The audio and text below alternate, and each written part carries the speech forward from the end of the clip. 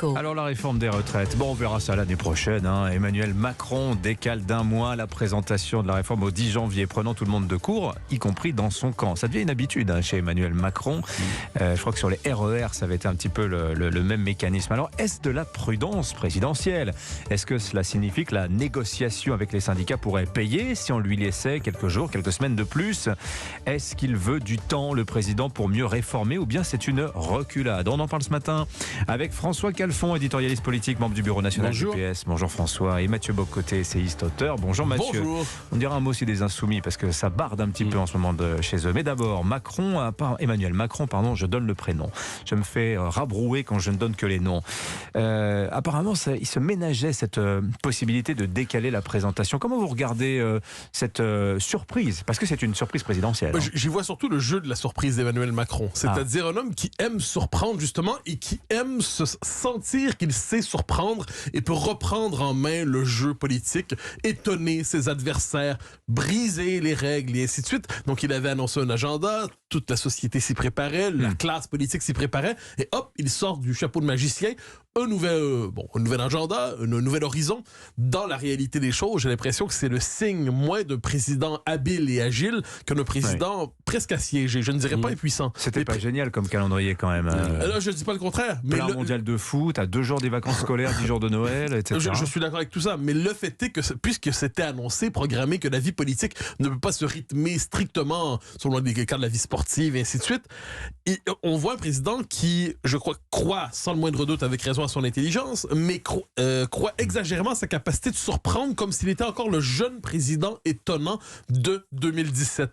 Aujourd'hui, donc, il reprend des vieilles ruses, des vieilles méthodes, mais ça paraît pour le commun des mortels et pour les observateurs comme vieilles ruses et vieilles méthodes. Il nous dit, je veux donner le temps aux Verts et aux écolos, dis-je, et aux LR, parce qu'ils ont une nouvelle direction, de s'adapter justement, de voir s'ils peuvent se mettre d'accord avec nous. Dans les faits, pour l'instant, j'y vois surtout une espèce de coup de poker, un coup de bluff, mais qui aura peu d'effet. Alors, on rend des trucs bizarres. Olivier Marleix, c'était LR, dit si c'est la retraite à 65 ans, nous, on ne signera pas. C'est exactement ce que défendait Valérie Pécresse pendant la campagne présidentielle. Comprend qui peut.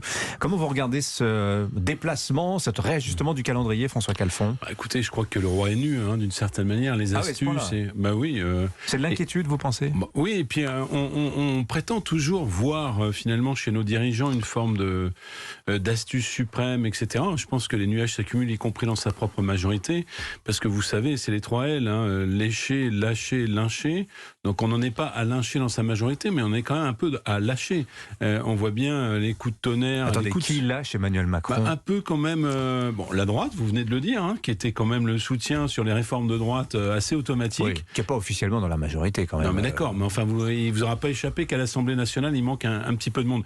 Et surtout, puisqu'ils ont déjà annoncé le canon du 49.3 en rattachant de manière assez misérable d'ailleurs à une loi de finances rectificative cette réforme des retraites. C'est pas fait ça, François. C'est la négociation, mais parce qu'ils n'ont pas de majorité. C'est un scénario possible. Donc, et surtout au sein de la majorité, même le MoDem qui commence finalement à ruer dans les brancards. Alors derrière, il y a quoi? Il y a une accumulation de nuages qui peut préparer un orage.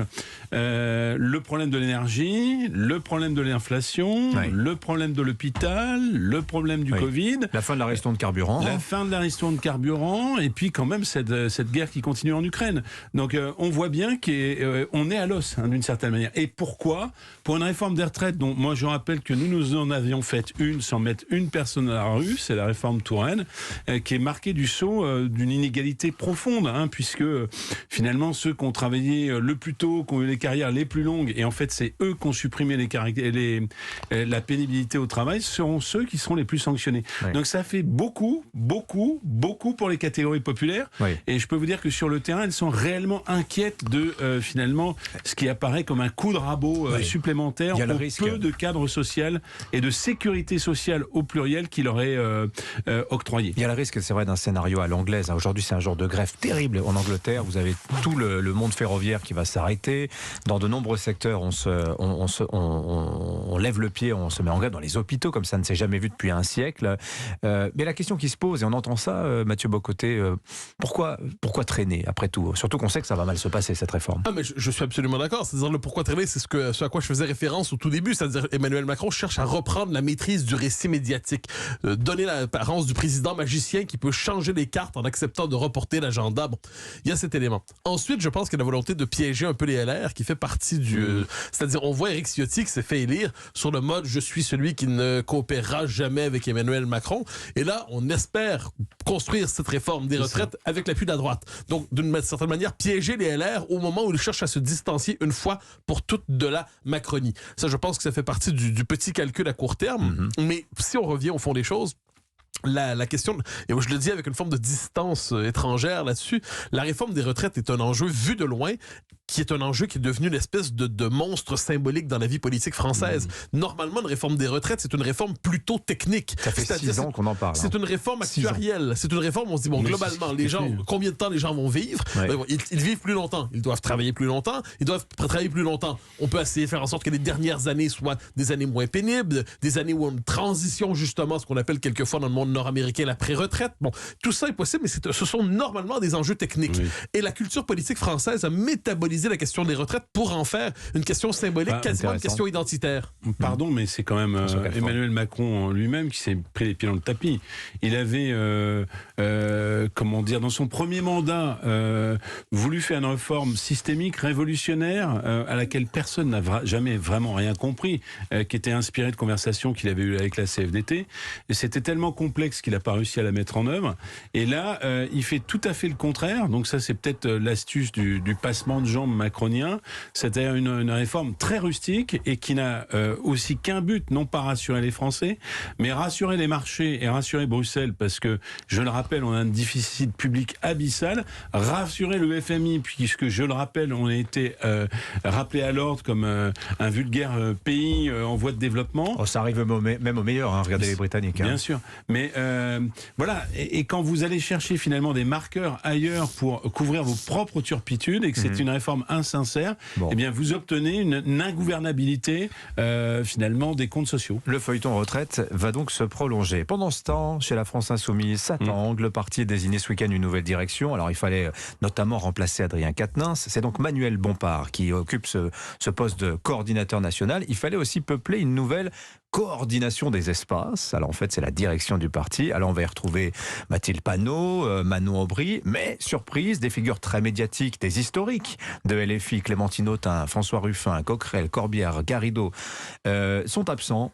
On décapite la vieille garde, Mathieu Bocoté? En fait, c'est ce que plusieurs disent. Ce qui est assez fascinant, c'est quand on entend Clémentine Autain d'un côté et François Ruffin de l'autre, qui représentent des tendances non seulement opposées, mais presque conflictuelles dans la France Insoumise, qui ont été chacun laissés de côté, en fait. Et les deux ont le même grief en disant, c'est presque une logique de purge. C'est le parti qui se resserre autour du noyau dirigeant, autour du leader Maximo, qui par ailleurs est une figure insaisissable dans tout ça. Jean-Luc Mélenchon. Hein, oui, évidemment. Donc il y a cette tendance, ça fait partie de la tradition des partis de la gauche radicale, c'est-à-dire des partis qui ne correspondent pas aux standards du Parti démocratique. Ce sont des partis qui ont quelquefois une culture du secret, un parti assez autoritaire. Et qu'est-ce qu'on voit à travers ça? C'est une logique de purge, alors que les différents éléments que vous évoquez en appelaient une ouverture du parti aux différentes tendances de la gauche. Alors personne n'est mort, heureusement, mais purge ou pas? Déjà, je vous annonce une chose, c'est que c'est la candidature de Jean-Luc Mélenchon pour 2027, puisque dans cette fameuse purge, on a écarté les deux impétrants, François Ruffin, qui sur le tard est devenu social-démocrate, si ça vous a échappé. En fait, il dit qu'il faut traiter les catégories populaires, ce qui est quand même pas quelque chose de terrible. C'est bien, il y a quelqu'un à gauche qui le dit, enfin. Moi, je le dis depuis longtemps, mais c'est vrai, j'avoue, à part votre micro, peut-être ne suis-je pas audible, n'est-ce pas? Et il y a Clémentine Autain qui dit encore plus de sociétalisme. Mais à l'arrivée... de quoi? De sociétalisme. Les questions de société, mais elle l'a dit, j'ai lu ce qu'elle a dit hier dans Libération. C'est vrai. Pardon d'avoir lu son interview. Et donc, elle dit, faut traiter encore plus les questions de société. La vérité, elle est terrible. C'est que vous avez un mouvement qui s'appelle la France Insoumise, dont personne ne peut vérifier le nombre d'adhérents, parce que tout cela est tenu secret, comme dans les bonnes organisations trotskistes. Alors l'unité de base, d'ailleurs, c'est le groupe d'action à la France Insoumise. Qui fonctionne par cercle concentrique. Mais si vous voulez faire un recours au Parti Socialiste, on fait un recours, on a une commission de recours, on a des votes, etc.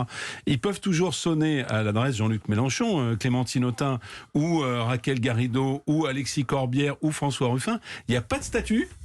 Il n'y a pas de démocratie. C'est pas un parti. Il n'y a pas de congrès. Ah ben non, mais c'est c'est le le mouvement. culte du chef. Non, mais c'est formidable parce que vous dites la référence au parti communiste qu'on connaît dans ces pays-là. Formellement, au moins, il y a des statuts, au moins, il y a un congrès, au moins, il y a une démocratie. À la France insoumise, pas du tout.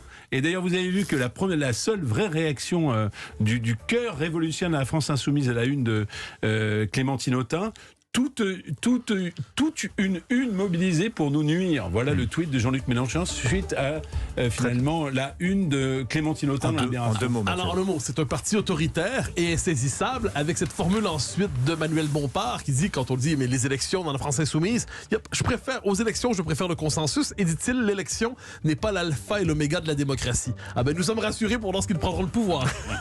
Merci à tous les deux. Mathieu Bocoté, François Calfon, excellente semaine à tous les deux. On vous retrouve avec plaisir.